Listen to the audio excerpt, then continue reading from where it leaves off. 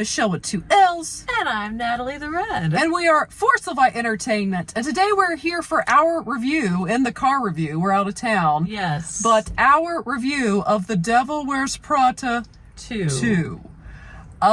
Before we get into this, if you have not yet subscribed to Force Levi Entertainment, go ahead and hit that subscribe button. What are you waiting on? And give this video a thumbs up.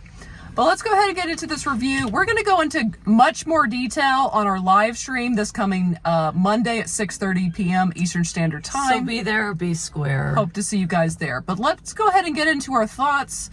I'm going to get into what we like, what we dislike, and rate this film, okay? And what we hated. Yeah. First off, let's get into what we liked. I thought Emily Blunt understood the assignment.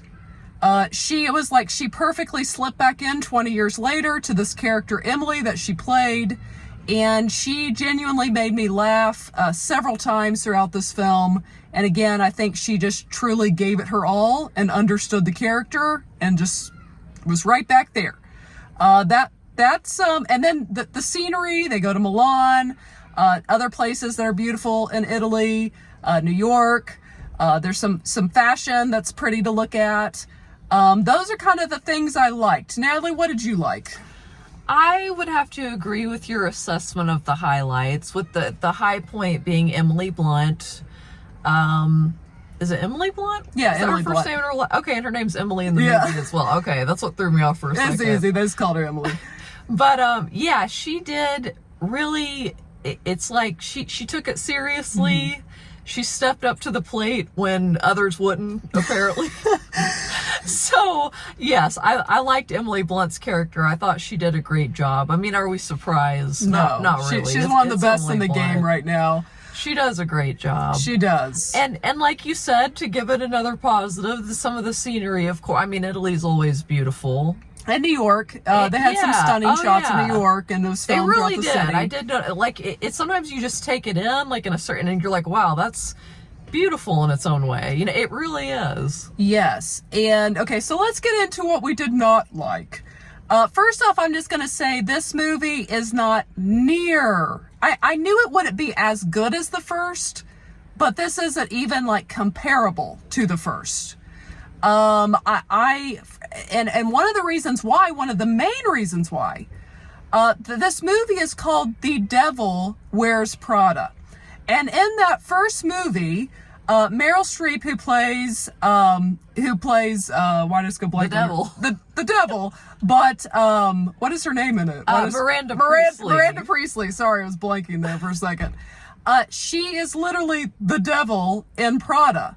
Everyone fears her when she walks in. The whole, everyone's on edge. Bodies at the floor. And she played her so well. Just a total ice queen that is going to get exactly what she wants when she wants it, with such a dryness in the way she would speak.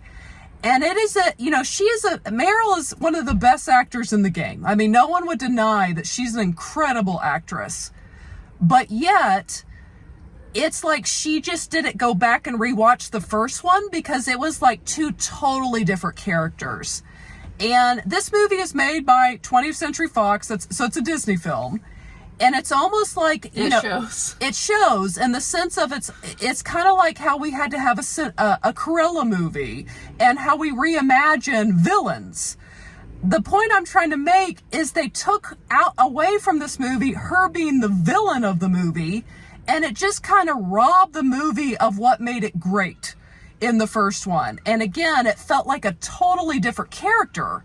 Like, this Miranda is not she's a little goofy at times. Yeah. She just wasn't played as like dry and serious as she was it was just a totally different character. Departure from her original character in a lot of ways. It was, and by doing that, it just kind of ruined the film, honestly, because you don't have that tension. Again, the devil wears who's the devil in this one? It's in the title. It's part of it. It is, and then the story, like, it was kind of like, did we get a lot of help from AI? Like, there was not like a 3-act structure that I could follow.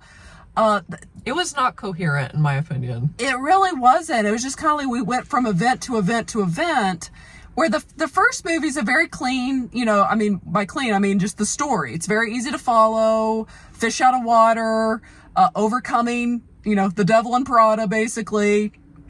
This one, again, they try to make Anne Hathaway's character, who's also named Emily, kind of like she's kind of buddies with Miranda in this one, and Her name's not Emily, is it? Yeah, they're both Emily in it. Remember, she even says the Emilys. But it just, for me personally, it didn't work. And I think her name's Andy. Is it? Yeah, her name's Andy. But it's Okay. Keep going. But I thought she says the Emilys. Well, there are that's what she calls the assistants. So Okay. they're the Oh, Emilys. that's right. Okay. Yeah. Yes, yeah, Andy. But Anne Hathaway, I mean, she's another fantastic actress. It just, there wasn't a lot to work with in the script, I don't think. And again, the director should have been like Meryl, let's rewatch what you did in the first one and let's try to mimic that on some level. I don't know. It was lacking for me. Again, for me, the only real enjoyment I got was when Emily Blunt was on the screen. I don't know. That's just me. I didn't expect to find Meryl lacking. Oh, yeah. But we found her in this one. It kind of felt like she probably got like 20 mil to do this film, and she just took it and ran. Yeah. And